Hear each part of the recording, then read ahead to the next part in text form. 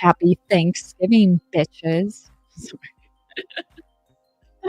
The first time I'm talking today. I need to get this tooth pulled. My face is all swollen. I have a lisp.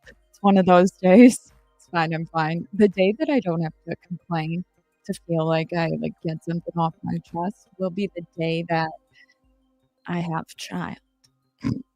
Speaking of, what am I talking about? So, how do you say?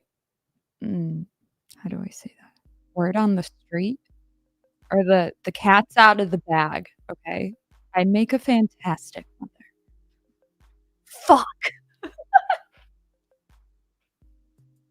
We celebrated Thanksgiving yesterday. I was with the child, the baby, Coco.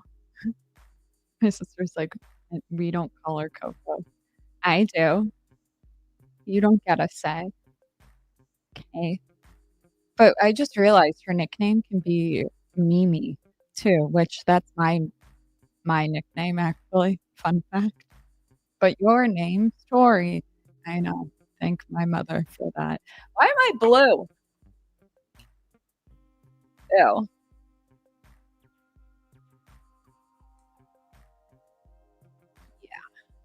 I don't know. My face is so swollen. It doesn't even matter at this point. But fuck, I fucked up life. Excuse my language. Okay. Should have got married and settled down. Fuck. Dang it. Too late now. Okay. The video we have is one that I've gone back to a few times. What better way than talking about immigration on Thanksgiving? Bold. Hello. How's everybody's Thanksgiving?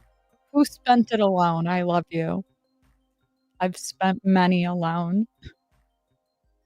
Well, I would go to the soup kitchen, actually make soup. Was homeless though, actually, one year, but no one. It's actually a really fun time on holidays to go to soup kitchens. Just saying. Just an idea. Just an idea. I just figured your lighting was a image, right? Here. Have I seen this? Have you quoted this before? I don't know how I feel like it's making my teeth look yellow. Or it's just my tooth making my teeth look yellow. Okay, did my eyebrows blindfolded today. It's fine. If I was actually like, "Oh, no," I wouldn't say that. Nothing worse than drawing attention to something, but hey, if my eyebrows look like they were drawn another eyelid above, I'm gonna point it out. I'm losing my sight.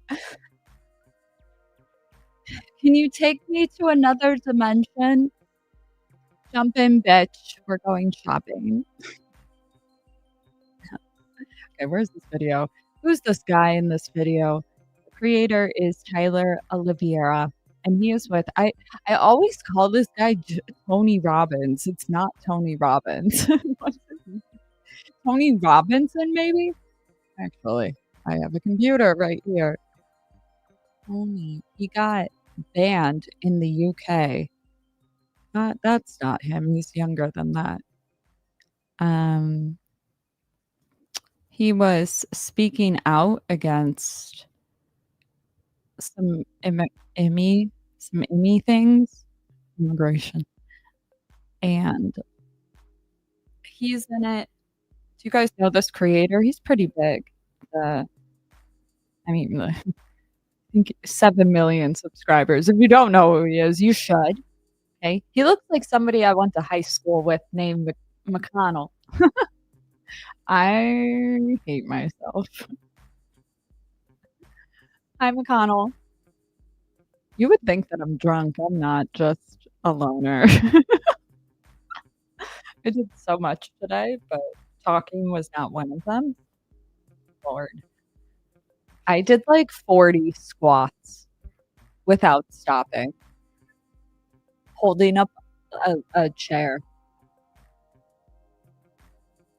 It's a new era, I'm telling you. Got my tea in a glass it shouldn't be in.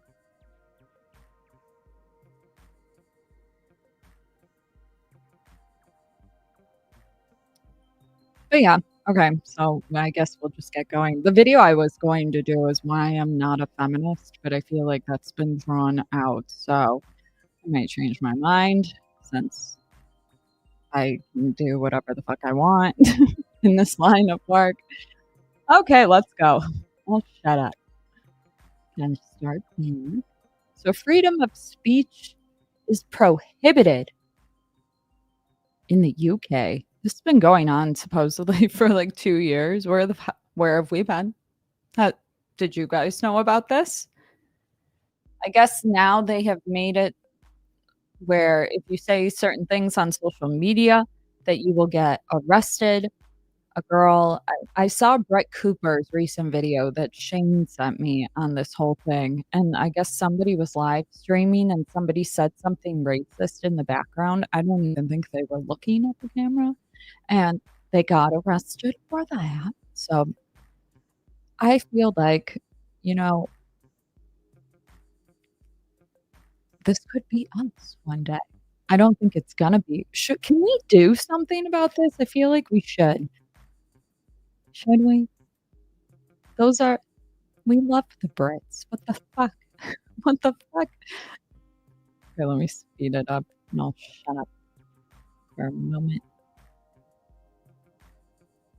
Put you in jail. Arresting you. This is in relation to some comments that She's like, kind of. you've made on the Facebook page. We do have dedicated police officers who are scouring social media. Their job is to look for this material. Come on, freedom of speech. He's making comments on an open forum, which is social media, which is deemed to be offensive. I've been asked to come speak to you to make you aware that your comments are visible online. Could you imagine making a status just like your police department is fucking dark or something? Arrest me. Do it. It's like, what would you say? It's like, ma'am, excuse me, we're putting you under arrest. Why? For your racist. Shut up. For your racist tweets. I'm sorry. Should we read on social media? So there's a report about some police being attacked. I will say though, okay, well, I think it was Melanie and I not too long ago where she brought up guns. I was like, no, we need guns. She's like, no, like, I think she said England got rid of them or something. It's like doable. And when I watch this, I'm just like, I love America so much. Not that much in like a fascist way, just like, damn, this is a really good case for guns. And you'll find out why. Operate within a double standard known as two-tiered policing, where certain protected groups don't get punished while others do. He's 92. Have you no respect for elders? No, I can't make it because of them babies who's died. I know I'm being arrested. There's no two-tier policing. There is policing without fear or favour. Hey, I'm a non-violent guy. Why do I have to turn off? Where's my freedom of speech? Recently, this 61-year-old man named Peter Lynch was convicted of violent disorder after shouting scum and child killers at police and holding this sign. For our children. I pray for my children. I pray. He was sentenced to jail for 2 years and 8 months and killed himself in prison out of fear of Islamist prison gangs killing anyone associated with the term far right. That man will never have another Christmas for what? I don't remember that. Country. You mad? And these are thousands of Brits protesting the British government for two-tiered policing. Sorry, I gotta slow it down. How did I miss that the first time around? The guy self-deleted. Mass migration, the death of free speech, the Islamization of England, and the unfair weaponization of the legal system to imprison journalists and activists like... charged with terrorism for refusing to give the police the password to his phone. In fact, you might have recently heard the name Tommy Robinson after he was blamed by the media and the British government, claiming he caused riots in Southport for video rants like these posted on Twitter. Children being butchered and murdered. stop the fucking boats. They're endangering the safety of our families. After a 17-year-old went on a mass stabbing spree, killing 3 little girls in a dance studio. The media told the British public that the stabber is 17, British, born in Wales and of Rwandan heritage. The suspect has no known links to Islam. And in turn blamed Tommy for the rioting that ensued. So do you denounce Tommy Robinson? Do you denounce him for inciting the rioting by telling people it was a Muslim illegal migrant? Denounce what? Telling people he was an illegal Muslim? Turns out, just a few days ago, they found an Al-Qaeda training manual in his computer teaching him how to build a ricin bomb. You fought this war on our shores. You brought danger on our shores. They're justified in their anger. Yes, there's a better way to do it, but they don't see no better way. Now, Tommy has... I gotta be honest with you. When this Tommy guy came up, I remember seeing the name. I think it was actually on Jordan Peterson. I think it was the first video where I started watching Jordan Peterson again, and I was like, oh, this guy sounds fucking batshit. I'm gonna be honest. I was like, oh, he's saying some like crazy... I wouldn't say far right, because that's not how I necessarily think, but I was like, oh, this sounds like a bunch of bullshit. And I never made a video on it. It was just like something I thought. And then when I looked more into it, certain other videos popped up. He constantly kept coming up, and I was like, oh, he's totally normal. That did not do him justice. Either the Jordan Peterson episode, I don't know. That's the last I remember of it. I was like, he sounds unhinged, like Kanye unhinged. Okay, let's keep going. As many supporters as he does haters, with entire counter protests formed against him and his supporters. You are on racist! F off Nazis. And with nearly the entire British mainstream media labeling them far-right, Islamophobic, racist, and fascist, how did England become this divided? And is Tommy Robinson a far-right, Islamophobic racist? Or is he a brave journalist speaking up on real issues the mainstream media refuses to acknowledge? This issue is political Islam. It's political Islam that's spreading across this country. 1,000 years of culture and history is nearly gone. You're a young English man. You should be proud of who you are. Not searching for this. I embrace you to leave Islam. Come back, man. Our entire next generation don't know who they are. They've been beaten down so much. Just one more thing to get you excited about it. That scene where he's talking to the man blew my mind. I was like, oh, this man knows the fucking... You'll see. It's really good. You so much, made them feel ashamed of who they are. Do you think the UK ends in civil war? Inevitably, the whole of Europe will end in civil war. But to understand the state of England today, we'll have to go back in time 15 years ago to Tommy's hometown of Luton, where he started the infamous Defence League. This is a 50% Pakistani Muslim town. The town is dominated. The streets are controlled by Pakistani drug gangs. White English are a minority.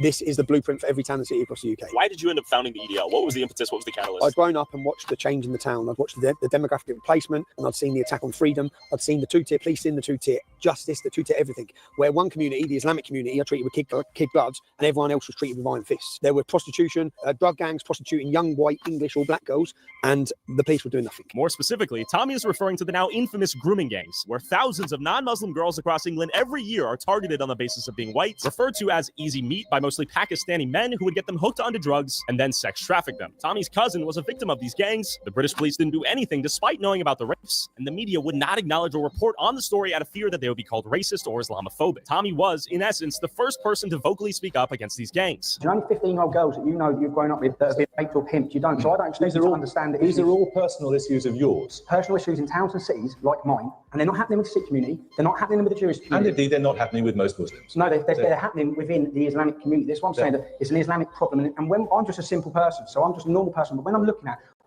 to look for where this hatred is coming from. And talking about these girls like they're statistics. They're not statistics. These girls are, well, whose daughters do you think these are? Whose sisters? They're ours. In working class towns and communities. For 20 years, our councillors and the leaders from the Islamic community have conspired with the police to not deal with Muslim pimping gangs. They've allowed systematic rape of our youth by the fact of being scared to be called a racist. The police are literally scared of the Islamic community. I've seen the dominance. I've seen kids I go to school with, kids I grew up with, converted to Islam, becoming part of jihadist gangs. 2013, I looked at the statistics by 2070, and I looked at all the demographical change. The white and black community were going to increase by 1.3 to 1.4%. Yeah?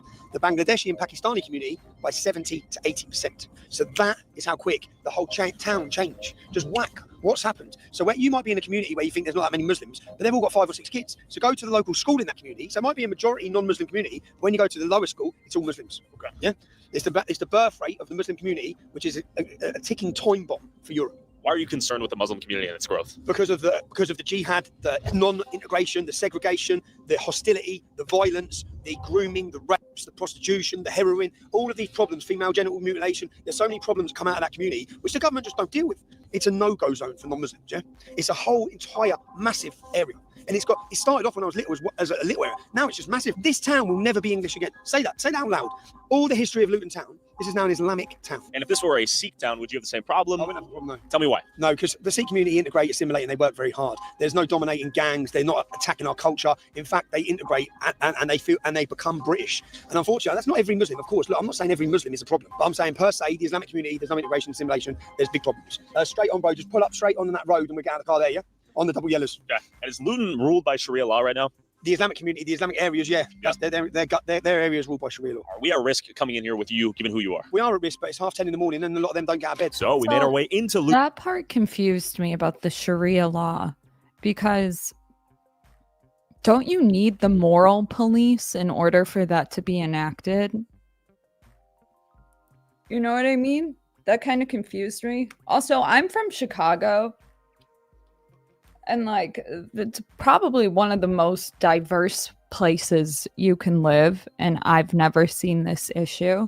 We have certain streets where different restaurants will be on. Well, you have like Greek Town, and they have a bunch of different fucking Greek Town, Puerto Rican, I really want to try African food, not gonna lie. What's the ball called? I really want to try it. There's like a couple places in Chicago scattered around. I'm trying to think of what else. Moroccan food, you name it. Chicago's like the one place with a bunch of different, a bunch of diverse cultural food. Anywho, but we don't support the crimes he's talking about. However, I just gotta say, I have friends who I love dearly, and they're great people. Okay. Luton, Tommy's hometown, and where he's public enemy number one. There's many times I've been attacked in this town centre. Many times I've come under violent confrontation in this town centre. But this is my town centre. See what these are? You obviously understand what these are. What are these? Diversity barriers. These? Well, they're to stop terrorist attacks. It's real? I'm not joking. They're diversity barriers. This will go straight back up now, and these are to stop cars coming through and mowing everyone down. Okay. And we have these in every town centre. You know, our Christmas markets now are literally just entire things like this, fortified to get anywhere near the Christmas market because they expect cars to come flying into them. So, as I said, the more Islam, the less freedom. Okay, so are you Islamophobic? There's no such thing as Islamophobia. Phobia is an irrational fear. Sure. All the things I talk about, when you pick up the Quran, there's 100 verses in the Quran which incite violence against non-Muslims. There's 4 verses in the Quran that say that Muslims can take non-Muslim women as sexual slaves. Actually, one of those verses say they're blameless. Now, when we see the statistics that we have in the UK, Muslims make up 5% of the UK population. They're responsible for 90% of the convictions of groups of men, young kids. Why? Why isn't it Sikhs? Why aren't the Jews doing that? Why aren't the Hindus doing that? Why is it the Islamic community? 30% of the men convicted of gang rape of children are called Muhammad. Islam promotes it. You think Islam promotes it or extremist Islam? Muhammad. Was Muhammad an extremist? Okay, let's just clarify. Okay. Let's just clarify.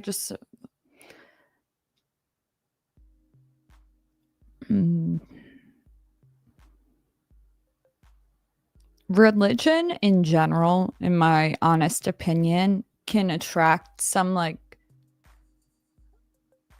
crazy.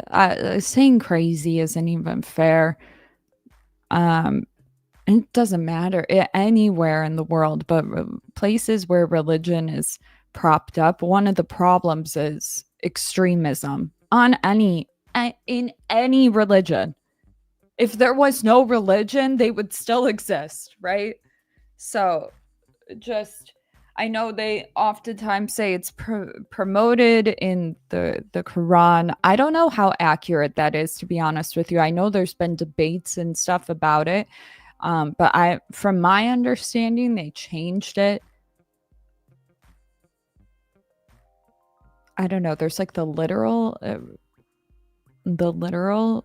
like understanding, but everybody I've talked to who does follow it will say, "Oh no, it's not that," or "Oh no." So I don't know for sure. I take people's word for it, but he's saying that it does promote that. So I don't know if it's because Muhammad or Moses, I'm a brush up, I swear. Married, questionable the age, but I haven't actually seen the text and translated it.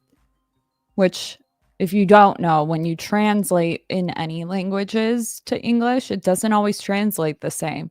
And so some people will jump onto an interpretation, and I feel like it's not fair, but then again, keep going. Extremists. Muhammad beheaded 600 people in one day. Muhammad married a 6-year-old when she was 9. When people say about extremism or Islam, there is only Islam. There's not extremist Islam, moderate Islam, there's Islam. Can you explain the difference between cultural Islam and religious Islam? Many Muslims are just born with a Muslim identity and they feel like they have to defend it, yeah? But even when you talk about it, they don't know what they're defending. Sure. They don't know everything about the life of Muhammad. They don't know he murdered, he pillaged. They don't know the life of Muhammad, but they're born Muslims. So I'd say they're cultural Muslims. But then you have the real religious fanaticisms, the fanatics, which this town is full of. Or how did this town become the terrorist capital of Europe? Well, because we allowed al-Mujahideen. So how would he know, though? How would he know which ones are the crazy ones? Granted, okay, I don't know men social dynamics, but y'all be sizing each other up. From their perspective, what if they think he's going to send a bunch of people to beat him up? Versus, I don't know if you missed it, it was going so fast, but he was saying that they would send the jihad to him, and it's yeah, but that could go both ways. I'm not justifying it. I'm just saying, it's hard to get a grasp on these things without living there. Are there any Brits in the chat? In fact, our government foreign policy was to actually, when the Soviet war was going on, when it suited us to fund radical Islam with the Taliban and groups like this in Afghanistan, we gave home to many of these groups. So this group in this town centre, al-Mujahideen, who are a prescribed terrorist organisation, their head office was here in my town. There's 60% of the Muslims in jail for terrorism, ex-members of that group. Their head office was in this town centre. One day to eradicate Islamic law from Britain, with the generations to come from the rest of the world, to fulfill the prophecy of the Prophet that the whole of the world will one day be under the authority of the Muslims. In 2004, I started my first demonstration against them. In 2004, called Ban the Luton Taliban. And I was targeted since then by Islamic gangs for trying to talk out. And all I was trying to highlight is, these are jihadists, these are terrorists. And literally, where we're walking now, you see there's a bakery here called Don Miller's Bakery. They used to have a stall set up every Saturday recruiting for terrorism. If you want to know how powerful the word racist is, if you want to know how the power of political correctness, our entire police forces across the country were paralysed with fear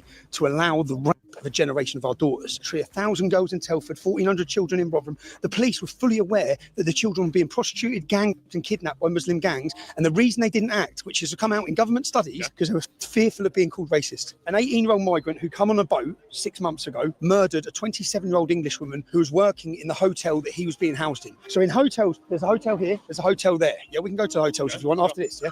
So in these hotels, they have housed so when migrants come into our country, they get put straight in these hotels. We pay for them. And just yesterday, an 18-year-old migrant murdered a 27-year-old Englishwoman working in the hotel. And 2 days before that, an Afghani put in a military base who we've brought here to give freedom from Afghanistan, he sexually ran to 16-year-old. So was there a public conversation at this point, or did you start that? Did you pioneer the conversation discussing this? No one would discuss it. Everyone's too scared to discuss it, because when you try and discuss it, you just get attacked violently. Were you violently attacked the moment you started talking about it? Instantly. I've had 12 government Osman warnings. There's 6 Muslims right now in jail for 30 years. They got caught with guns, suicide bombs, everything on the way to murder us. They got there 2 hours late. They were arrested then in their car where they found their suicide vests, etc.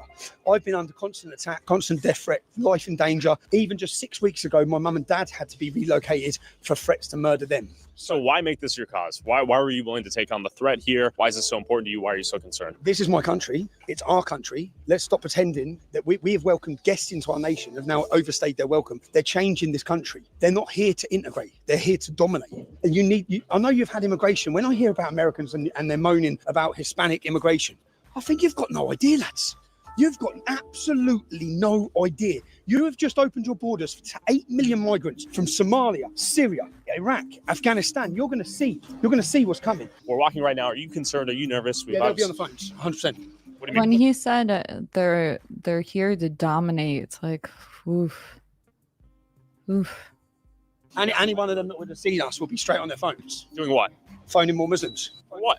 To come and get us. Come and get us? What do you mean? To come and violently attack us. For what? Having a conversation? But, mate, you're not allowed to talk about Islam. Tell me about the concerns you have regarding freedom of speech here in the UK, the loss of it. There is no freedom of speech. Freedom of speech is gone. Stop pretending it. There is no freedom of speech. We live in a post-free speech era. But the problem is the goalposts keep changing. So some people celebrated when it was me losing my freedom of speech. Yeah? When they were censoring me, or because I speak about Islam, but then they started censoring doctors, nurses, scientists. We're talking about COVID. We're talking about everything. So here's the Discover Islam Centre. So they're not going to be happy with. Explain the significance of Discover Islam. It's a charity shop that was opened in order to convert the town to Islam. This is wild. Hey, bro. Hello. I'm all right, man. How are you? How you doing? The purpose of This is the part that I was talking about where I was like, whoa. this shop is to convert the town to Islam. Okay. Right? That's right. It's for dawah, yeah. To convert to dawah. Not to convert, to invite. But before Tommy debates Islam with a recent convert, I want to tell you about the sponsor of this video. In an age of media misinformation and media bias, it's tough to know what's fake news and what's real news. But luckily, the sponsor of this video, Straight Arrow News, can help you find fact-based reporting and coverage from the left, right, and center. They have this media miss tool that helps me stay up to date on what the biased mainstream news outlets don't report on both the left and the right. Media Miss spotlights important stories that both the left and right-leaning outlets don't cover, so you can stay up to date on important. Have you guys ever signed up for one of those? Is it actually unbiased? Asking for myself. Info like India and the US signing a $4 billion pact for 31 Predator drones, and goofier stories like Trump selling MAGA Donald's merch after his cameo appearance at McDonald's. And then their media landscape tool displays the news outlets covering the story and groups them according to their bias. And if you want to find the original coverage from the news outlets that covered it, you can click the news outlets icon and it'll take you directly to their article. If you want to stay informed, I like going to fucking just typing in something that I'll hear about Trump and then see all the titles and try to guess what's actually true. Like, I feel like this takes away from it. Also, if you didn't care for a secular nation, you will now. Navigate media bias Like and the avoid video. misinformation. Go to san.com/Tyler Oliveira or download their app for free. Thank you, Straight Arrow News. Now back to Discover Islam. Okay. And the man who opened this centre, the first manager, was called Yusuf Bonner, and he said he actually had to resign because I exposed who he was before they opened the shop. This was funded by Ira, Abdul Rahim Green. So the people behind this centre are radicals who believe in punishment for adultery, all these sorts of things. What are your thoughts on that? No, it's not true. That is 100% true. Was you when this centre opened and the council opened it? I looked into everyone behind it and I done an expose, and the manager had to resign before the day it opened. Well, I don't know too much. I've only been working here like a few months, to be fair. Okay. When did you convert, bro? Me, a year ago. A year ago. Yeah. How do you like Islam thus far? It's peace. It's peaceful. Like, it makes me feel like I can show the world the true me. And it's the true religion, really. Can we get the Quran? Have you got the Quran? Can I touch it? Yeah, of course you can. Sure, yeah. Why couldn't you touch it? Unpure. Because I'm not clean. I see. If you can look at verse 65. So this, as for such of your women as despair of menstruation, if you're in doubt, their period of waiting shall be 3 months, along with those who have it not. And for those with child, their period shall be till they bring out their burden. Now, what's that mean?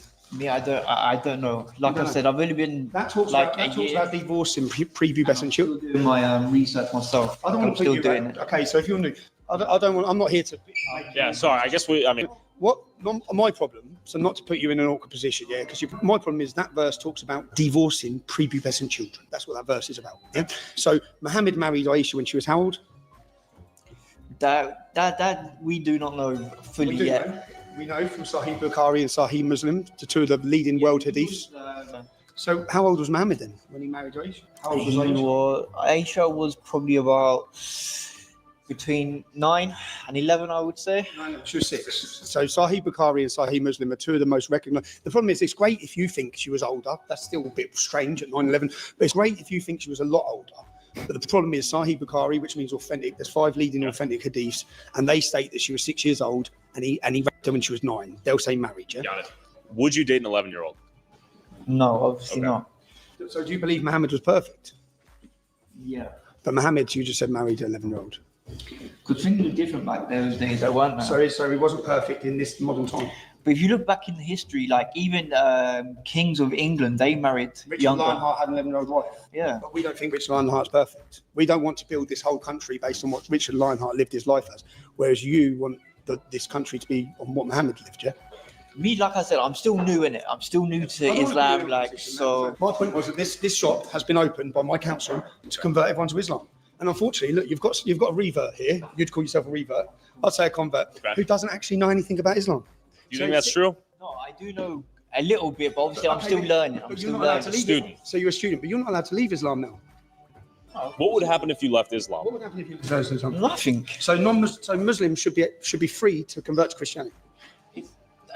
A lot of them are, to be fair. Should they be free to convert to Christianity? If that's what they want to do, yeah, of course. So Muhammad says they have to be killed. Idolaters must be killed. Mate, if you want, I can teach you on Islam, so then you can undress like this and come back to our side and enjoy your freedom. Put you in, and I made the choice to come to Islam. But so if you don't think that was heavenly, like Allah has sent someone to marry a child and have sex with her when she was 9, is that perfect? Come on, bruv, is it perfect? That one I have to go to no comment. Yeah, no comment. So your point is, you know it's not perfect. So what you've joined is you've joined. You're a Luton boy. Yeah. What school did you go to? Ashcroft. Okay, I gotta pause it. Sorry, I just got so caught up in the dialogue.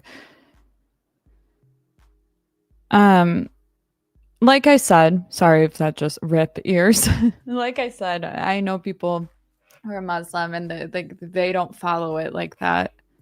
But there are crazy people who do. See, you get some of the loonies in any religion. They fuck it up. They really do. Okay, let's keep watching. Like the video if you haven't liked it already. I've stopped seeing. Yeah. That's where I'm from. How old are you? 31. 31. 30. See how the town's changed. See, the town's changed because you ain't got an identity, bro. Because your identity, you're a young English man. You should be proud of who you are, not searching for this. And the reason that this is strong is because Islam has a strong sense of identity, and we've lost our identity, and we've lost our community, and Islam gives them this. But go to verse 424. Yeah, a verse. 424. And all the married women are forbidden except those captives whom your right hand possesses. It is a degree of Allah for you, lawful to you all beyond those mentioned, so that you seek them from your wealth and an honest wedlock, not debauchery. And those of whom you see, if I was in my toxic era, I'd be like, look at him sitting there. He knows that he likes to do that. But I actually like watching him just like kind of play with it. It's like, oh, fuck, I really fucked up. I don't know. Anybody else? Seek by marrying them, give to them. So all of them who are captive, this is the verse, there's 4 verses that tell Muslims clearly that outside of their 4 wives, they can take non-Muslim women, our women. And if you're a feminist, okay, which one's toxic masculinity? Is it the one sitting there? Or is it the one all up in his face? Just saying. Because we don't talk about it enough. The traits that make up a toxic masculine dude are the ones that also protect you. Just thought I'd throw that out there. In our daughters are sexual slaves. That's why I have a problem. Bro, I embrace you to leave Islam. Okay? Come back, man. Okay, Tommy, question for you. Aww. Let's say you have a Bible verse that says, stone the gays or something like that, Sodom and Gomorrah.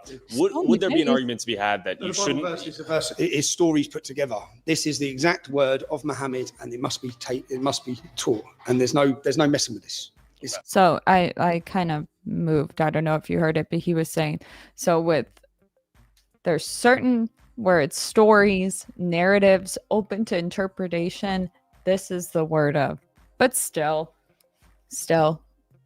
I said it in a video before that the translation is so complicated in terms of law that it can get really misunderstood really quickly.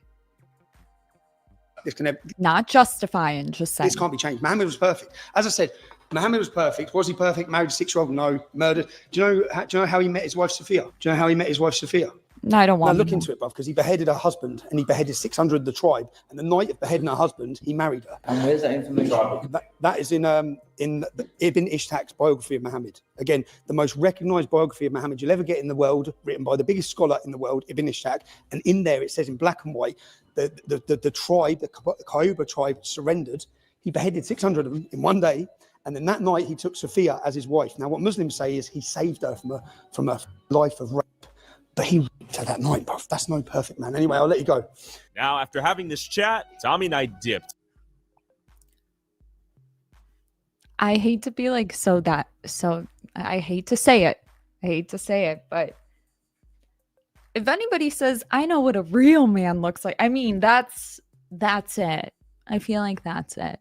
As we were concerned the sorry. local gangs might pull up and jump us given who Tommy was, but one of the journalists trailing us stayed behind and asked this guy why he converted in the first place. So basically the reasons were because my dad actually follows Tommy Robinson, and him hating Islam so much got me interested in Islam to find out why they hate Islam so much.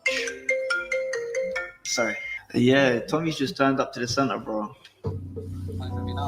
Nah, he's just jumping in his car now, but he's made the video. So if I understand correctly, I don't think it's just Islam. I believe this goes for any religion. I don't know about Christianity. Certain ones where it's like if you are certain ones, when I think of like LDS or Latter-day Saints, it's like if you are caught speaking poorly on video, social media, or whatever, you get in trouble. I don't know with what, but they like really push you to not say anything bad. That's why it's like you see him speaking out and it's caused such a commotion. That's one of the reasons. And I get it, at least from like I get it. It's manipulative. It's how I feel about the news. Okay. But, I kind of fear for him in this moment. Just like how they jumped on the call and shit. Sorry. Yeah. He doesn't know who he is. He doesn't know where he's come from. That is our and then he flipped it and said the reason that he became a convert was because he watched what he was saying when he wasn't in the room. Gaslighting. The next generation. Our entire next generation don't know who they are. They've been beaten down so much, abused so much, made to feel worthless, made to feel ashamed of who they are. Now, when Muslims are telling us openly, the reason I'm doing this is because the book says this, we have to take them seriously, and we have to look and explore what are the teachings of Islam. What does Muhammad say? Who is Muhammad? You see, when I started looking, he doesn't know anything. He doesn't know. He doesn't know anything about Muhammad. We put him on the spot, yeah. We put him on the spot, but he doesn't know anything about Muhammad. Sure. Here he is to tell people to join Islam. Sure. But he doesn't know what he's talking about. This was pushed or he knows and he's lying. We don't know. My council. Yeah. My local council opened this. All my local leaders of the council come down and had a big photo. And when they've done that, I'll dig it up for you. Yeah. I researched into who was behind it and proved they're all terrorists. The leader of this, Yusuf Bonner, said that he will not rest until Islam is brought into every home in Luton. Well, guess what? I'm from Luton and we don't want Islam in every home in Luton. Okay. This is our town. We don't believe the objective is for them to conquer and pillage? Well, no, they'll tell you the objective. Now, Tommy. Come on, because there'll be more. I told you. Yo, my name's Hassan. Hey! Luton represent! Yeah. In another 10 or 15 minutes, this road will be swarmed with Muslims. You actually think so? Oh, I know so. And what is their objective? To defend the precepts of Islam? Yeah, to kill you? They had to kill me, to stop any criticism of Islam, to stop someone showing someone like that what Islam is. Well, what you did was basic media literacy. You pointed to some concepts, some verses. What do you mean you're not allowed to? Did they not read the book themselves, or did they say it's a non-literal interpretation of the works and you shouldn't take it? You're not allowed to talk negatively of Muhammad or they want to kill you. So straight over here to the left, bruv. Got it. Left. So basically, this is the future of Great Britain. Halal, cash and carry. Arabic. Well, where are we? If you I would say we're in the Middle East. This is my hometown. This is my hometown. And was it always this way? No, it wasn't. No. So you grew up when this was a British town? I grew up when there used to be a McDonald's there, and I used to come down here with my mum. You used to have fish and chips here? Used to have fish and chips. Look, I grew up here, mate. Okay. This town, look, the whole town, it's gone. The whole town's gone. Have British people fled the town? Have they left? Have they said, I no longer belong here? Left. Everyone in my generation has left. I haven't got a single friend left in this town. Out of my generation is death. You're not allowed to criticize. He's talking about, you can leave Islam. No, you can't. Leaving Islam is punishable by death. What if he left? I didn't know that. If he left, he'd be bullied, attacked. He can't leave. He knows he can't leave. Is that road we just drove down? Yeah. Walk through there, and that is a microcosm of the future of Great Britain. Yeah, it's Islamic. I'm just here to explain to you as an American, These centres are opened in every one of our towns, and the purpose of these centres, which are funded by our local Labour councils, is to convert the town to Islam. So the local Labour political party, which is your Democrat party, are funding the conversion of the town into an Islamic ghetto like this. And what comes in an Islamic ghetto like this? Is it freedom? Are the women free? Can women walk down here at night? Could an English woman walk? What would happen? They come under attack. They'd be sexually harassed. So if he was an imam, you'd have got the real answer out of him. Yes, they want to kill homosexuals. Yes, they can take non-Muslim women as sexual slaves. They're allowed to. That's allowed. We're allowed to do that. That's another mosque. Cockney Community Luton. Madrasas. So they stop going then to British schools. That's a school. So then their whole life, and there's interviews with They're self-segregating. There's interviews with Muslims here that I can show you online where they say, well, I left school and I've left school and I've never met a non-Muslim. So they haven't even met a non-Muslim. Yeah? You're in Luton, in England. Here in Luton. Why even come here is my question. If their goal is to recreate where they... To dominate the world. Do you think the goal is truly world domination? Islam splits the world into two, the House of War and the House of God. Yeah? We're the House of War until we're fully converted to Islam, and then we become the House of God. The identity and culture of it is very powerful, and it's changing the face of this country forever. And who's going to stop it? Because our politicians ain't. Are we going to just sit and play the lottery with Great Britain's future and our children's future? Let's just see what happens. Let's just see what happens when Islam gets to 20%. No, let's not see. Because we know what happens throughout the whole of history. In fact, they're actually taught at which percentage to start war. War's coming. Whether we like it or not, we have 40,000 British Muslims on a terror watch list. 40,000. We only have 70,000 members in the armed forces. Do you think the UK ends in civil war? Inevitably, the whole of Europe will end in a civil war. Civil war's coming. If there's even a war. If not, it's just going to be Islamic takeover. Got it. Yeah, mate. The Andrew Tates, all these people, they've placed their bets as well. They see that Islam's going to win. It's going to become dominant because Christianity's weak at the minute. But that isn't the reality. I see it the total opposite. I see a resurgence of Christianity. I see Hungary. I look at Poland. I look at the rise of the populist right across Europe. There is only one solution to what's happening now, and that is resistance. Terrorist attack, jihad attack.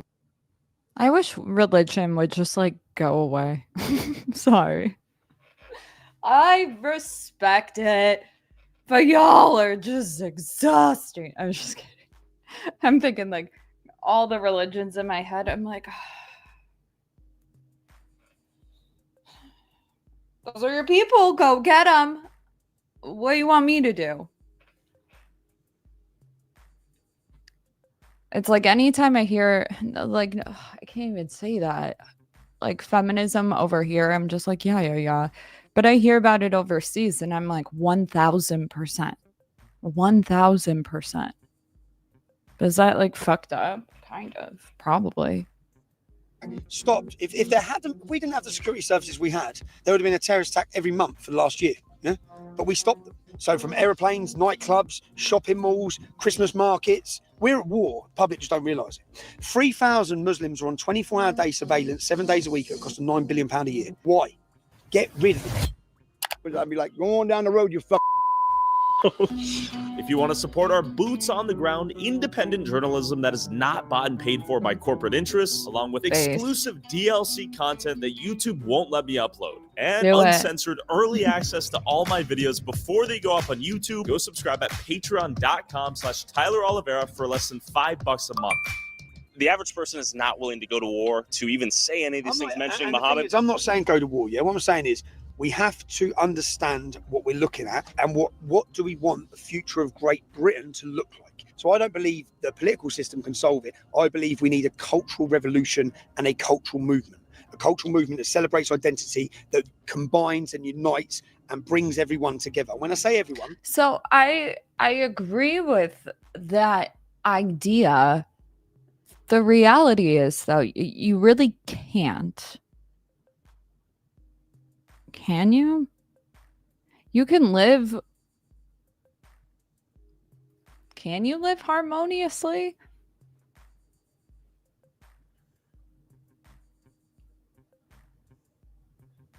I mean, you can't like force people to just be okay with something that they're not. But I feel like, freedom of speech, it gets so... as soon as you start to remove it, you fuck shit up. You fuck shit up. Because it gets to a point where it's only one narrative. I don't think that's okay at all. Because then people aren't going to get outraged like he said, with like a cultural revolution if they can't read anything about it without getting arrested. I mean, it's insane. Every other section of minority group that's come to this country have embraced it and loved it, yeah? And we are at a pivotal point in Great Britain. A revolution is brewing, I'm telling you, yeah? I have my finger on the pulse. So we've shifted the Overton window on that. Where's the Overton window currently now? People are starting to talk about remigration. People are starting to talk about mass deportations. Donald Trump is going to shift the Overton window for the whole of Europe when he gets in power. He's going to save Western civilization. Western civilization is imploding. It's disappearing. I was like, can he do anything? Because if anybody's got another chance at anything, it's like having Donald Trump. Donald Trump's really good when it comes to fucking, what do you call it? International relations, whatever. But I was like, can they even really do anything without causing a war? I don't know. How do you solve this problem?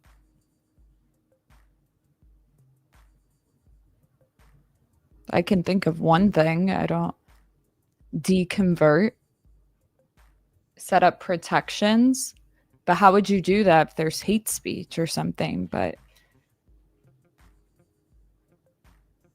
honestly, I think education is one of the biggest things. But when you don't have freedom of speech, that gets tricky. So, something to think about. Identity, everything is going. I don't think people really understand. We've had people sent to jail for shouting at a police dog, for saying you're not English anymore, for waving an England flag, given prison for non-violent crime, sharing a meme on Facebook, you get 6 months in prison. Crying in front of an abortion center. I faced 4 years in prison for making a film. We have no freedom, man, and the problem is they've always hid it. So they pretend with this facade. So the totalitarian state puts out that it's fair justice. There's no justice system. It's a legal system, and when they put a target on you, they're coming. You want to know what's crazy? I'm sitting here thinking, like, what if I could do anything? It's like we're all connected. Even though some are following certain religions, we're all people. What's the fastest way? And I say fast just because, like, technology is fucking advancing. It's like people need to catch up. It's like, what's the fastest way for change? And immediately I thought about educating girls. Say what you will, okay? I think there's other things that cause our problem over here, but when you educate the women, that's a big threat. Is it not? You know, there's so many like babies. I don't know. I'm getting into my mother era. Love me. Tommy, do you think they're going to kill you? Do I think they're going to kill me? I think there'd be a lot of people who are happy if I was dead, and I think that it would solve a lot of their problems because they've managed to instill fear in the public. Right. And what we managed to do is show that we're not afraid. Everyone's converting to Islam. Everyone's searching for this other identity. White children are pretending to be black or talking like they're black. There's a big, massive cultural problem in the UK. In 2021, for the first time ever, less than half of the population in the UK was Christian, down roughly 13% since 2011. In contrast, the Muslim population in the UK is only about 6.7% as of 2021, but it's grown 44% in that same 10-year period due to a combination of increased immigration and higher birth rates. In 2017, the Pew Research Center projected the Muslim population in the UK to reach 9.7% of the population in the year 2050 under a zero migration scenario, or to 17.2% of the population under a high migration scenario. This is almost a tripling of where it is now, but that would still make the population less than both Christians and atheists, unless Christians secularize rapidly over the next few decades. But ultimately, no one has a crystal ball right now to accurately predict migration patterns and birth rates in the next few decades. However, Tommy is concerned at the current trajectory of both of these things and what he believes to be the installment of Sharia law once communities become Muslim dominated and win the political majority. But right now, Tommy has bigger problems to deal with. Where are we headed right now? We're heading to Folkestone. I've got on to about 3 o'clock. I expect to get there, be detained, and I'm gone. Charges for? Charges for terrorism. Before we let the just transition, do you guys agree with the identity portion? Do you think we have a lack of identity even in the UK, and that's why people, they have to find meaning? Do you think it's out of fear?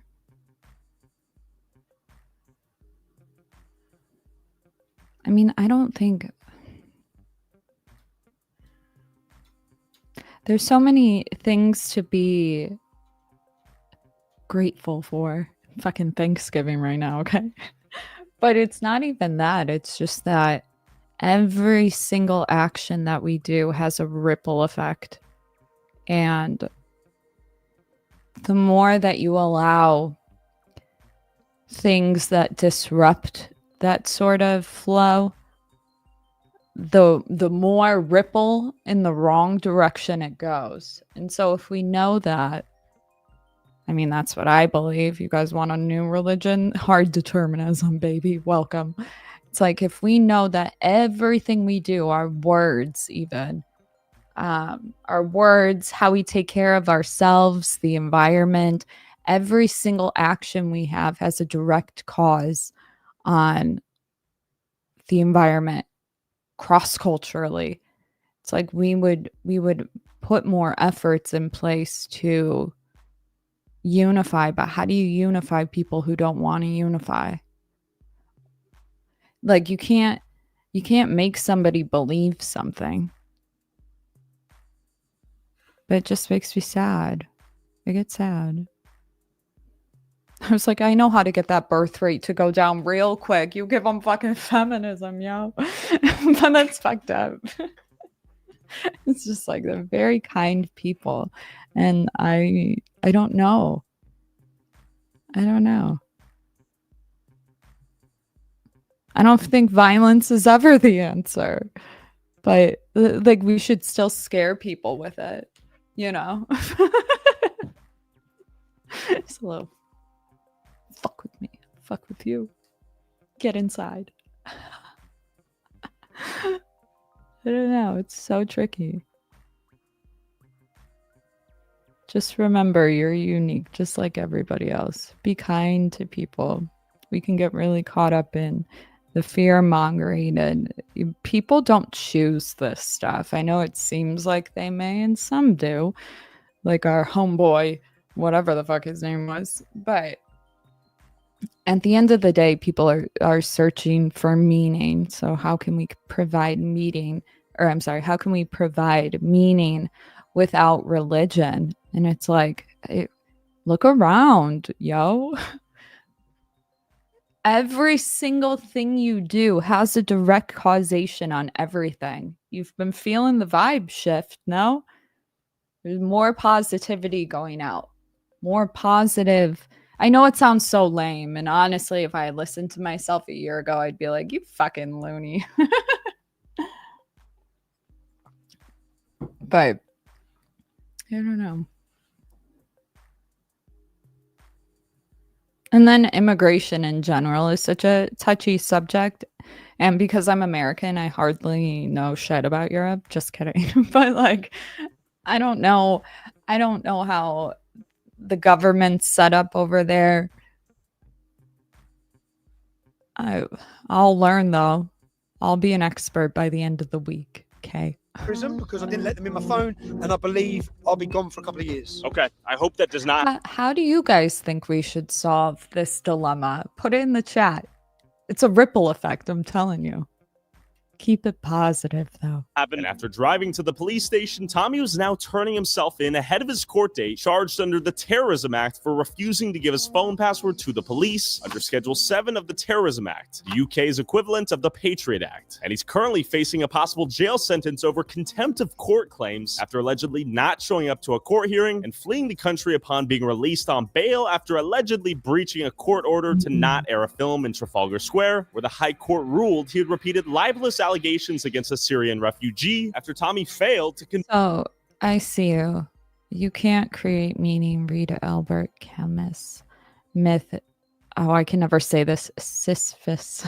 Essay. Well, that's the thing, though, is humans are always searching for meaning. Why do you think there's a whole thing on philosophy? Why do you think religion exists? Humans inevitably look for meaning. And if they can't find somebody to blame, they blame a group. They blame somebody has to be the explanation as to why something happens. It's just how humans are. I don't know why though. It's one of our, I'm talking like on a neuroscience level. We have to find quick meanings. That's why our brain will justify why something happens so quickly with bias and shit. It's because our brains are designed. Is it a threat or not? Not threat. Okay. And it's fucking catapulted into this craziness. And I don't believe there's anybody to actually blame, honestly. But I'm also hot take. It's a hot take.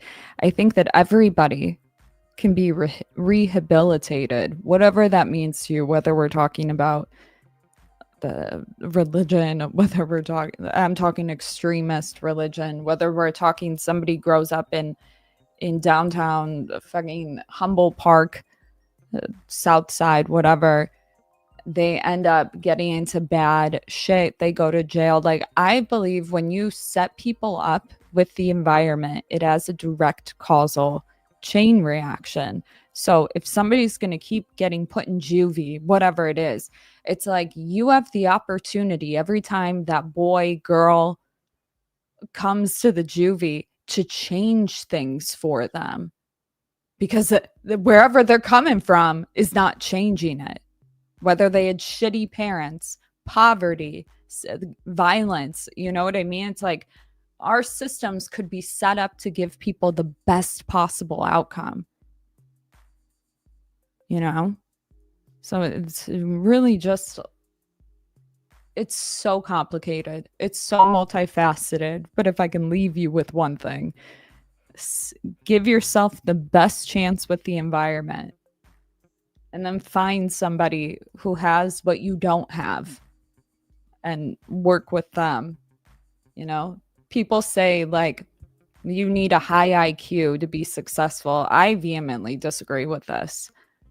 I think people can have high IQs and not be successful. And there's so many different types of intelligence. The way we structure the world in general involves hierarchies. We are not going for some mediocre, you know what Nietzsche said, okay? We cannot provide equitable outcomes. We can do equal opportunity. And if you don't have a high IQ, that's okay. If you're really fucking creative and have really high empathy, you work really well with somebody who has what you don't have. A lot of successful people are really creative and emotionally intelligent. Sure, they have there's many that have high IQs, but it's not destined to where your outcomes are. It's a greater prediction, but genetics, environment, and how you talk to yourself is still environment. All will predict your outcome. And the best thing about it is you can change it. Even if dude, I swear to God, fucking go to another state, be homeless, and you'll have better outcomes. Don't believe me? Okay, that's fine. I lived it. I'm telling you, changing just the environment alone, even if you don't have anything to it, even if it ends up setting you back in your brain thousands of miles, I'm telling you, it has a direct change. And so it's like our system should reflect that, but they shouldn't make it so that everybody's on the same level, because that will literally catapult us downward and people won't be motivated. We need to exploit people who are kind of stellar. You know what I mean? It's all about how you set yourself up. And if you don't set yourself up good today, you can do it a week from now until you die, right? You can always change an environment. It's easier said than done when you start to, you got dogs, you got family. Believe me, I get it. But there's something you can do about the environment, even if it's just cleaning your house, which sounds so stupid. But anyways, I'm on a rant. I'll keep going. Like the video. Convinced the High Court that the refugee Please. violently assaulted a young girl. Tommy made an entire documentary with nearly 58 million views on Twitter to prove his innocence, but he ultimately lost the legal battle. Now he's turning himself in to face what he believes to be a biased, corrupt judicial system that previously rejected the testimony of children who testified in support. And if you can do anything, if you have a meeting with anybody, you got a court date, you better make sure that it is scheduled after lunch. Okay, with whoever it is, judge, your outcomes are better. Don't believe me? Look at the research. Report of Tommy's claims, alleging they were assaulted by the Syrian refugee. Yet during that court case, the judge ruled that these girls were lying. The neighbour had shared it, and then I saw on the Yorkshire Live them making Bailey out to be really horrible and that Jamal was a poor little victim, and it wound me up. So I commented on it. The victim wasn't a victim. He hit me in the back with a hockey stick. And then within the space of 2 hours, I had about 250 comments saying that I was lying. Public, what do you think? He's a messiah. He's a messiah? I like that. How are you, man? You good? Where's Amy? What are you being persecuted for right now? Telling the truth and showing the public the truth. Journalism. Journalism's dead. There is no. Let's go speak to journalists. Come on, you're all journalists. Who are you a journalist for? You, mate. Who are you a journalist? Press agents. Who are you a journalist for? You're for PA. So have you watched my film? I'm not. Have you watched my film? You're a journalist. What are you for? So have you watched my film? Look at this. Look, this is the problem. Totally controlled. Have any of you? Can you guys say anything? Have you watched my film? Have any of you watched the film? They're brainwashed. Yeah. Do you not? Do you know what I mean? Look, this is the problem. Can they say anything? None of them will ever report the truth. Will they end up like you if they say anything? This is totally controlled media. I've done what you should be doing. Yeah. I filled your gap because you're all fucking failures. So all I've done is report the truth. I am being tried for giving facts to the public. Not tried, I'm going to go jail for giving facts. And whilst I do that, you'll all jump in on their side and you'll condemn me. You'll print their lies. Just watch the film. How do you think? There's no point in, I get it. Believe me, I feel him. There's no point in showing the mirror to people that they didn't logic their way into that position. You're just making yourself look crazy and they're going to print the lies. Speaking of, there's never been a better time to start YouTube. Just saying, if you've been thinking about it, alternative media is going to skyrocket. Telling you, this is the best time. You should do it. I think this media will handle you after you go into jail. They'll all just lie. They'll all say breaches injunction, lies about Syrian child, does this. They'll all just lie. All of them will lie. That's why you're here, Tyler. They're brainwashed. That's why you're here. Tommy,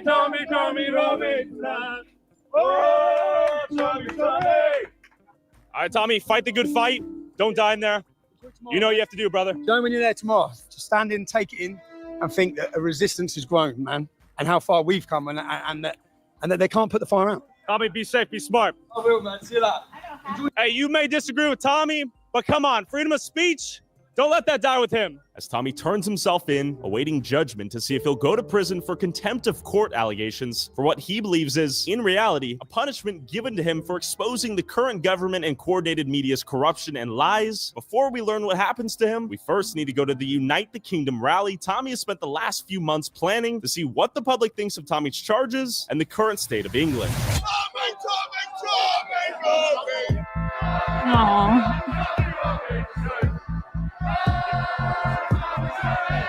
Are they singing Tommy?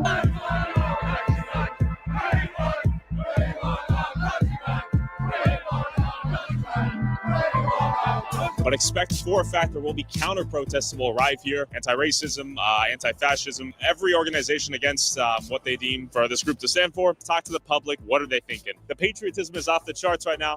What does this mean right here? The rip of Britain. Talk to me. Exactly what's going on in the UK at the moment. Who is ripping Britain right now? We've got the two-tier governments, the corrupt fucking governments are up in this country. Is there any hope for Britain? If they let Tommy out, we might. If we get a bit of reform, we might. But if Keir Starmer, Conservative, Where's this this country accent is from? Talk to me.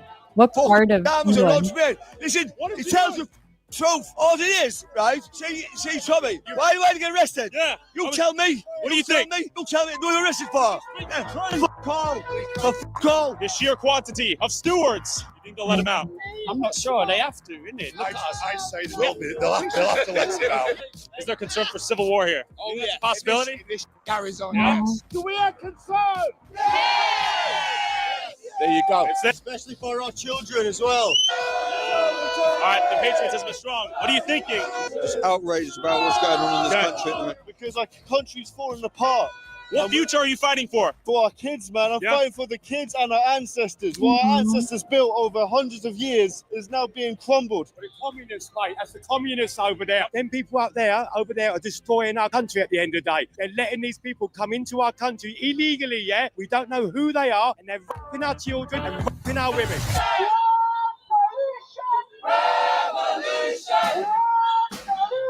After getting a taste of the nationalist pride and frustration at Tommy's rally, I went to the Stand Up to Racism counter protest to see what they were thinking. All right, would you like to share? All right. Me. Show him your sign. Yeah. F off Nazis. F off Nazis. All right. Would you like to elaborate? I mean, I think he summed it up, really. Nazis. Anti-Tommy Robinson, anti-division, pro-Palestine. So why are you here, Roshi? What do you feel about Tommy Robinson? I want to eat him. Oh wait, they don't like him? He wants to eat him because he's a big fat dick. Their argument would be we're the working class. We live in these communities where we see the problems. You guys say we're racist when we point them out. I think there is some truth in that we're in a society where it's very difficult to point out things that people are unhappy with if it doesn't go with what is accepted. What specifically are you concerned with in terms of harm? People damaging like mosques and that sort of thing? Hate speech breeds actions of hate, right? So to be fair though, it says So I've had an evolving opinion on this, and it's gonna sound insane, but there's only one group that I really feel like throughout history has been dominated by actual incitements to violence and stuff through hate speech.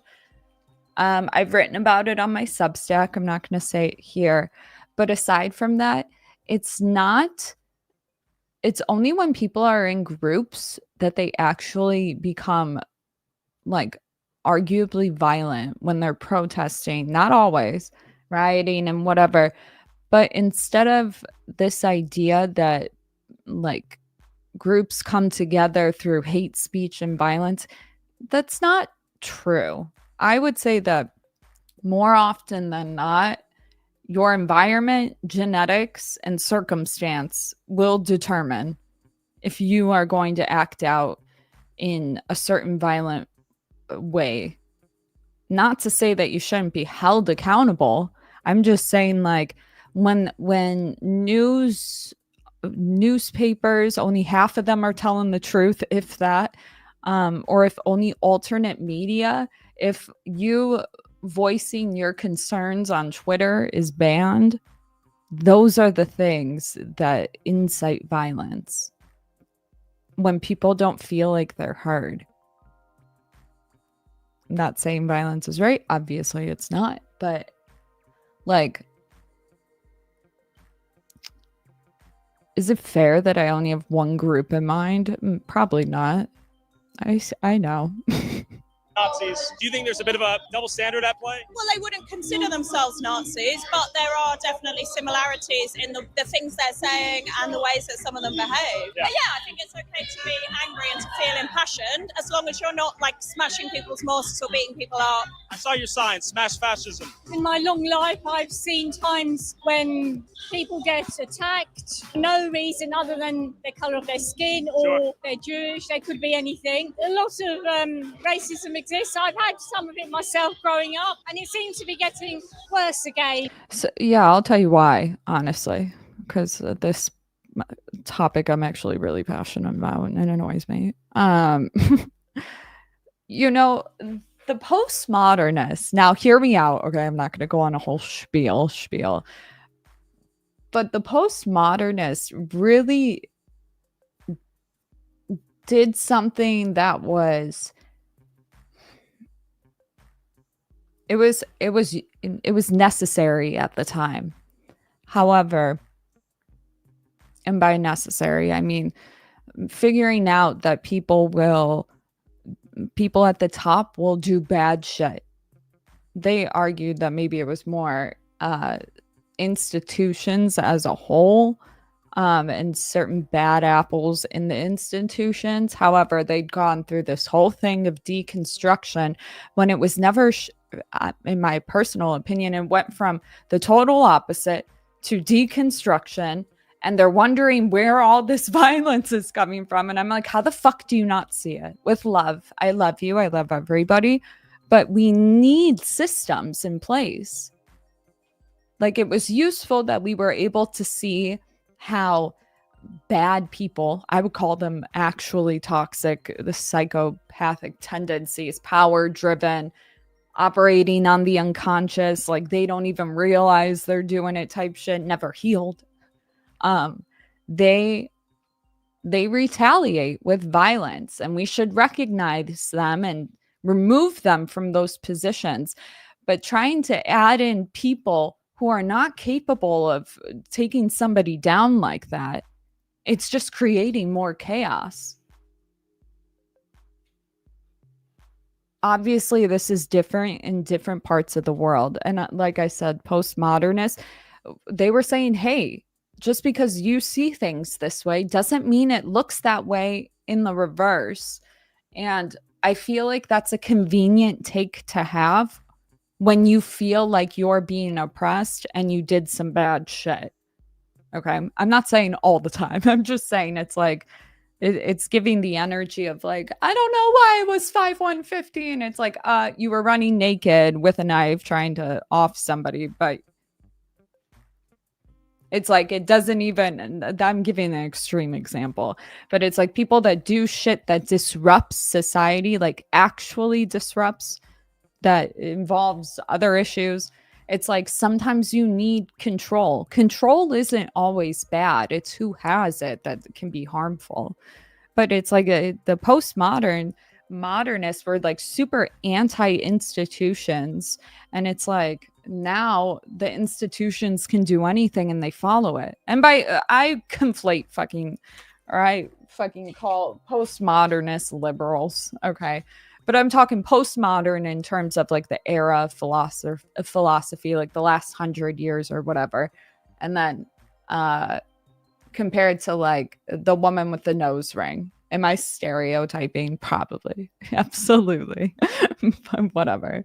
I feel like we need to respect people that want rules and structure, but also not discriminate, also not do things, power, whatever. But I think when we hyper fixate on certain behaviors, people will see it in everybody. And so everybody's like a demon that shouldn't be a demon. I don't believe in the personified devil, by the way, since that was taken out of context recently. I don't believe that people are devils. I believe they have devilish tendencies that they aren't aware of. And the only way to know that was because of the postmodern era. They kind of pointed it out, like, hey, people can do this shit. And that was useful. But now it's turned into like such scattered brain, and people just want to point the finger at blame. And really, this is what happens when you start to lose hierarchies or systems of power in trying to govern people, right? Because if you want to get rid of an entire, you want to have just people operating without any sort of control, this is the type of shit that happens. That took me a really long time to get there, but we got it. Okay. Let's go back. As a people, as humanity, we've only got one world. It's not about they shouldn't get a life. And, you know, Amnesty International say they want to welcome all refugees, but they also think housing is a human right. How does that work? How are you going to do that? How are you going to welcome everyone in, yet also at the same time build infinite houses? It makes no sense. It's a utopia that's not going to exist. We have to look at the facts of life, the reality of life, the harsh reality of life. And it is unfortunate the world is in this place at the moment, but we have to put ourselves first. And I think it's as simple as that. Do you think the English people are being deprioritized over foreigners coming in and economic migrants and asylum seekers? I think in an ideal world, we would do both. But at the moment, definitely the general... What do you guys think about the right to move? The right to migrate, the right, like, it's a basic human right. Do you think we should... See, I feel like people should have the right to move, but then I'm conflicted because we really fuck up infrastructure when we allow or incentivize that stuff to happen. It's like, the shit wouldn't be backlogged if we did it the right way. But if we allow access, we don't throw people in jail, for instance. It's like people that come from like lower poverty areas seeking asylum, for instance, if we're allowing them to do it illegally in any country, I'm speaking generally, it's like people are going to do that. And so if we know that people are going to abuse the system, it's not one group, it's just people in general abuse the system when we lower those measures, then shouldn't we have stricter borders everywhere? Stricter borders isn't a bad thing when you look at everything from like a globalist scale. I've been saying it forever. Having strong borders everywhere allows like a symbiotic relationship with the people at top. Because if everybody's like has their sovereign state, then you can structure... Oh my god, this hairline, sorry. I have a mirror right in front of me now. Oh no. If we have countries with strong identities, not racist countries, but strong identities, stricter borders, whether there is immigration is just like done legally, then it's like it keeps everybody in check. But when we allow this like freedom, whatever, and we don't disenfranchise people from doing it illegally, then we are creating chaos. And unfortunately, environment, I would say, is the biggest thing next to genetics. Environment's bigger, in my opinion. I really think it's totally the main thing. Sure, there's certain things that you're just fine, but environment has a direct past cause and present cause. And so when you allow big groups of people, even small groups, disrupt everybody else's chain reaction, so it's literally chaos. But if we can take people in who need to come in and like do it the right way, it's like we have a better flow on it, because otherwise people go fucking nuts, dude. We're not set up for it. If we were, well, I don't know. If we were, this wouldn't be an issue, obviously. But I don't know. Do you think the human right with like the right to move is a legitimate one? I don't know. I don't know what we do about this issue. And then I think about people that really need to leave, right? Can you imagine if like you have a bunch of cartels lined up outside your home because they assume that you did XYZ, whether you did or didn't? It's like, that's scary. I lived in downtown Chicago. It was not good. Lots of gang violence. I'm built different here. I'm just kidding. But you know what I mean? It's like, it doesn't take a genius to be like, yeah, that sucks for people. But it's like, then I think about that. It's like, if I had kids, why would I do it illegally? Even the most desperate measures. But it's like, then you think about how they grew up and maybe they have tried to do things the right way and it didn't give them the outcome they want, you know? It's such a difficult dilemma.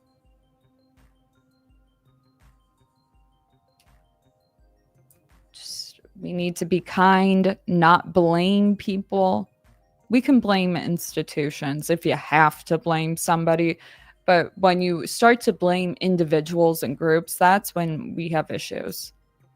Because that's not good vibes, okay? That's also a reaction, and we're not doing that, you know? But tricky. If I was president, I'd probably kill myself. Public do feel that over the last 25 years at least, our living standards have been pressed down and down and down.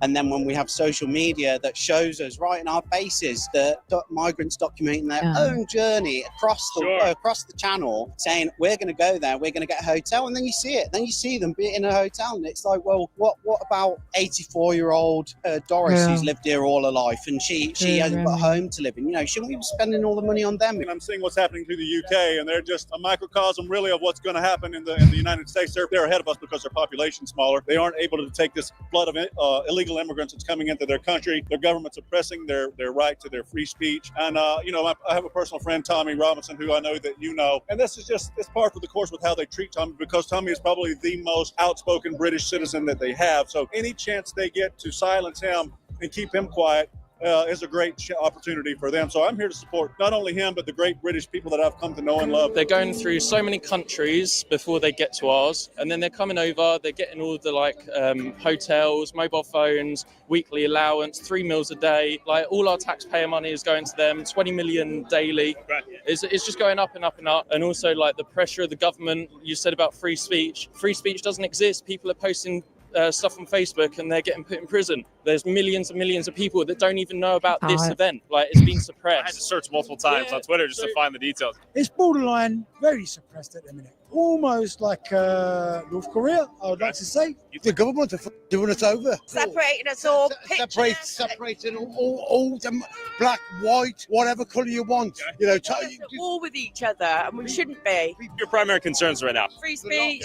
The lot. We need Britain back. You know, you say certain things in this country on YouTube or other channels, like my channel, you'll be banned. If we continue down the line that our politicians wish to go, we will lose freedom of speech. Okay. We'll lose the dignity of the family, and we'll lose many of the values that my father, my grandfather fought in 2 world wars to keep. What are your thoughts on Tommy Robinson, him turning himself into the police, terrorism charges? Yeah, handing himself in. Basically, he went to the police station because they were asking him a terrorism act on his phone. Phone. So if he's got like sensitive data on his phone that is to do with corrupt police and stuff like that, why would he give the PIN number to the policeman to get all the data, to go behind the back and do dodgy stuff? So the man's give up so much to make us aware of what's actually going on in the world. For years, we've been blind in this country, believing the likes of Sky News and BBC. At the end of the day, they're being paid by the government to, do you know what I mean, say what the government want them to put out there, to make us believe these lies. If it weren't for Tommy, we would know nothing. Tommy Robinson is one of the few true patriots we have in this country. Every so many generations, we need patriots. He is our patriot. This is what they're afraid of. We want Tommy out! We want Tommy out! We want Tommy out! It seems like he's achieved true martyr status right now. Tommy Robinson! I think he's Islamophobic, he's a racist, he's a fascist, and this country has no place for him. You think all of them are fascists, or some of them are concerned patriots and people just disenfranchised? The people have a right to their opinion. I think refugees should be seen as an asset to this country. No one is illegal until such time as they're processed, and it's welcomed here. I haven't felt right all day because this is the first time I've ever demonstrated without Tommy being there. So it's a little bit funny, but yeah, let's get it done. What's the update on Tommy right now? But the update on Tommy, I spoke to his lawyers yesterday. They told me that he's in good mental health. He was prepared for it. He had a conversation with us when we were at Nando's the other day as well. He's ready for the sentence. On that half, he's okay. I've been liaising with his family. Obviously, they're going through their troubles at the moment with everything that's going on. But all we can do is just support him. So when we get in court then, the judge will decide his outcome. So we just turn up then, we support him. Are you happy or upset he's in jail? Very happy. It's the least that he deserves after he incited literal race riots over the summer while in his 5-star hotel. And then he comes back to the UK and expects nothing. Got it. Do you think he is a net positive or negative to British public? A huge negative to the British public. He does nothing but cause division and grief for us. Okay, besides him, what...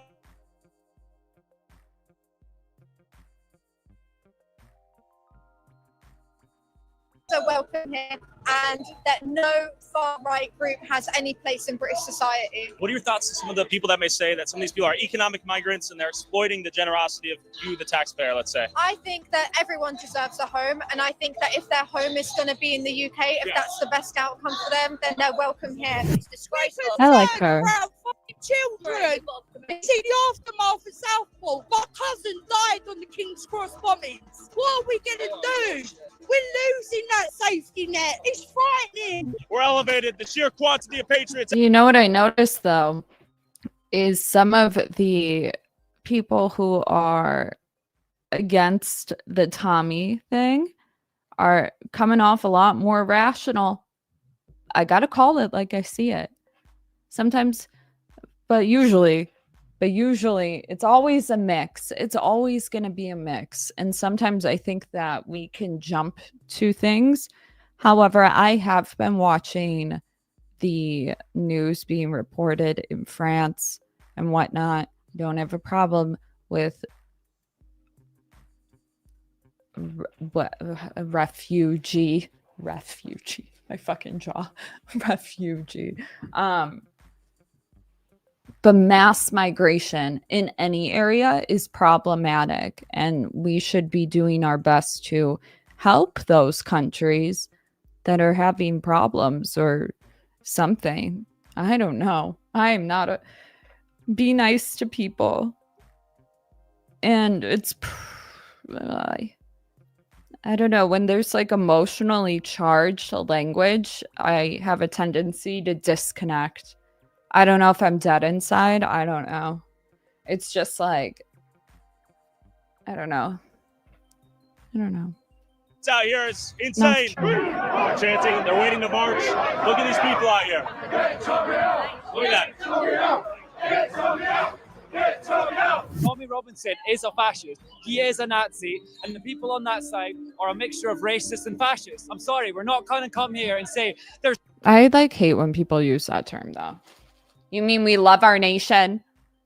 What do you mean? Blood and soil. If anybody's coming off like a fascist, it's you. I'm just kidding. no concerned citizens on that side. If you let those people win, they'll come here, take away all your rights. So we stand against him 100%. This is the side of the people. He's an antagonistic force and he shouldn't be free in the UK. Do you think the average person over there is just...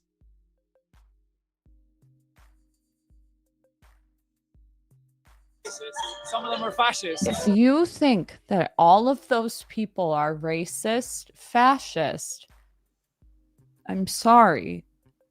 You got to be specific, or else I just assume you're projecting. Call me old. I don't know what to tell you.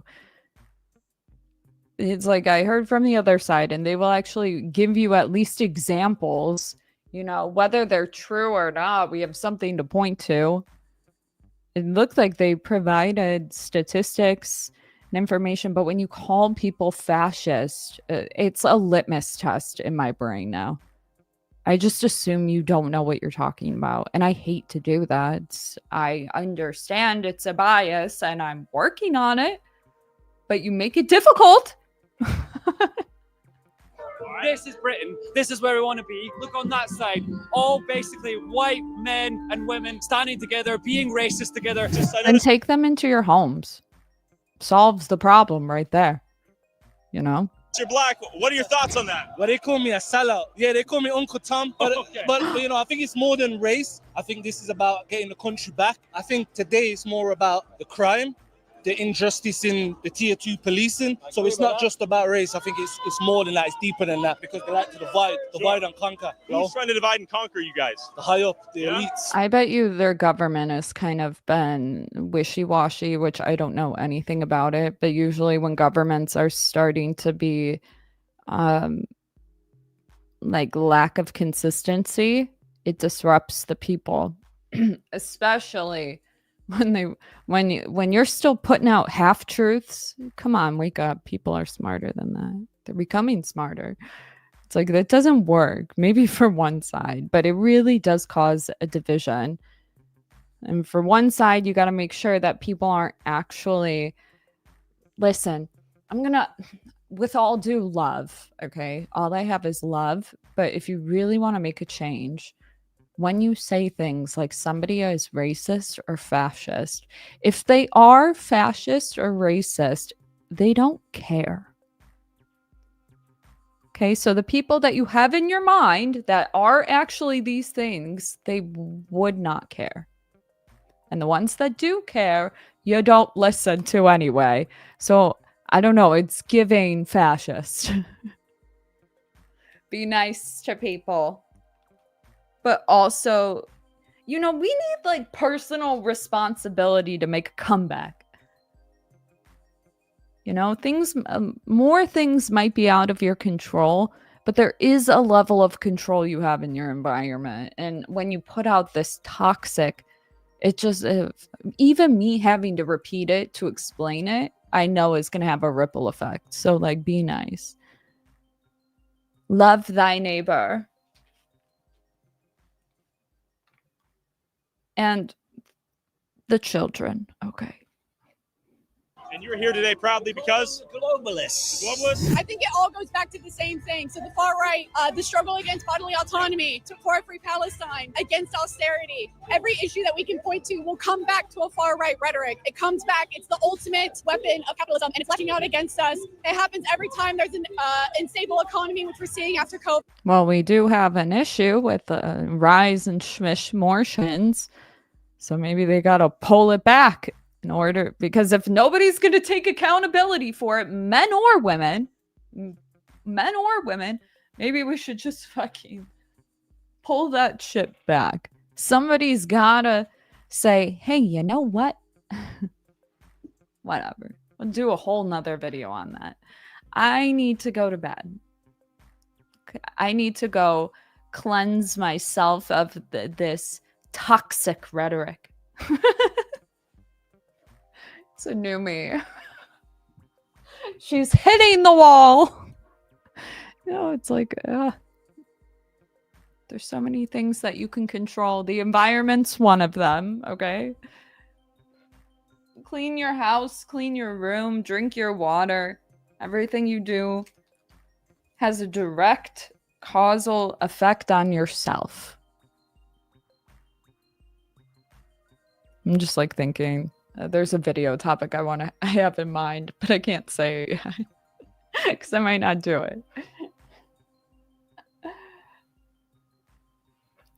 Never mind. Fuck, I hate when I tell that stuff because I'm like, no, you're not going to say it. You know, if you're in a depression and you haven't been taking care of yourself, now's the time, baby. Okay? Because when you stop cleaning your house and you stop taking care of your mattress and your floors and all that shit, you are just creating a biohazard that will disrupt the planet at some point. Because somebody's going to have to take down your whole home, and it could have just been easily fixed if you just cleaned. Can you tell I'm fucking extreme? You haven't heard it yet, baby. If you can't take care of your home because you don't care about yourself that much, take care of it for the planet and the generations to come, baby. Come on. Get up. Get up. You might not notice the effects now, but man, your outcomes will be better. Okay, I'll stop being annoying. I just have to get that out in the world when we talk about this crazy shit. Okay. Happy Thanksgiving, everybody. Sorry for being insane, but also not sorry. Like the video, please, and comment and subscribe. Okay, love you. Bye.